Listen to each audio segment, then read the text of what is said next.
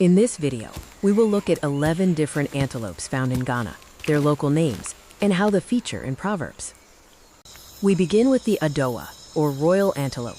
Though it is the smallest antelope in the world, in Ghana, it is considered the king. Its coat is a warm reddish gold that pales at the sides, with a crisp white underbelly. Only the males carry horns, tiny, backward-pointing spikes that are almost invisible. A proverb says, "The ill-natured person did not know it would be his lot to eat the head of the royal antelope. Otherwise, he would have signed it well." This shy, nocturnal creature is rarely seen, preferring the deep shadows of the forest. The Maxwell's duiker is easily identified by its gray coat and a striking white streak running from its horns to its muzzle. They are rarely alone. A proverb tells us they move in pairs to watch over one another while they eat.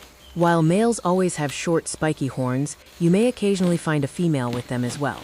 The Bongo is the giant of the forest. Its bright chestnut hide is painted with 12 or more vertical white stripes. Both sexes carry massive, spiraling horns. Because it is so secretive and nocturnal, a proverb suggests that if you are lucky enough to kill one, the spiritual purification required is so intense, you would have been better off leaving the animal to its peace.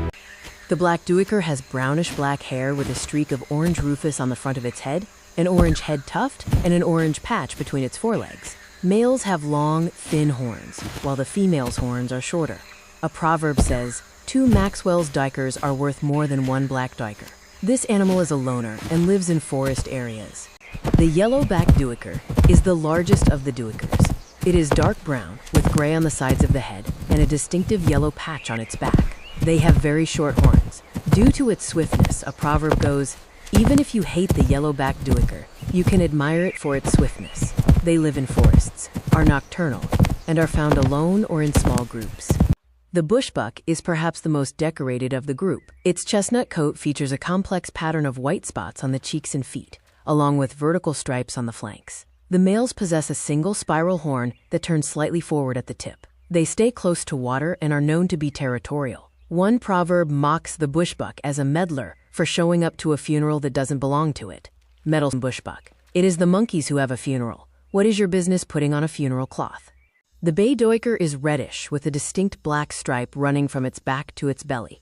Both sexes have a pair of spiky horns, though the females are narrower. There is a saying that if the animals eat the farmer's plantains, the Bay Duiker always gets the blame.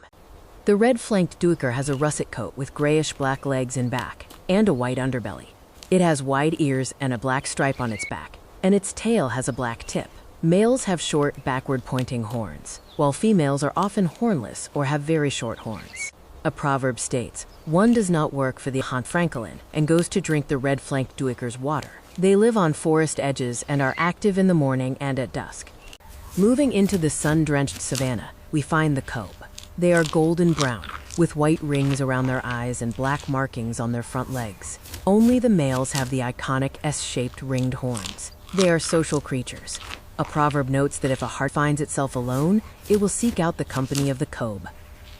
The hart has a sandy brown coat and is famous for its lyre-shaped horns, found on both males and females. They move in large, impressive herds. Much like the yellow-backed duiker, the Hartebeest is celebrated in proverbs for its great speed across the open plains. Finally, we meet the Waterbuck. This antelope has a shaggy, coarse coat that turns from reddish-brown to a dark gray as it ages. The males carry long, majestic horns that curve backward before hooking forward.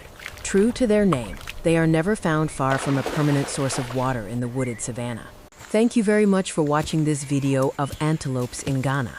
I hope you enjoyed it.